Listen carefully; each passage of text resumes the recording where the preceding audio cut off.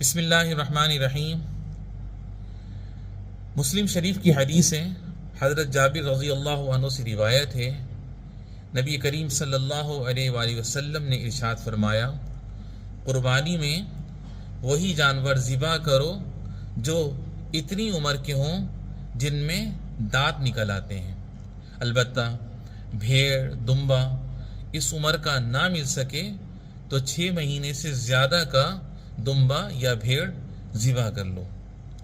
میرے بزرگوں اور دوستوں، قربانی کے صحیح ہونے کے لیے یہ واجب اور شرط ہے، گائے بھینس بیل یہ سب 2 سال کے ہوں، اور اونٹ 5 سال کا، اور بکرا بکری اور بھیڑ اور دمبا 1 سال کا ہو۔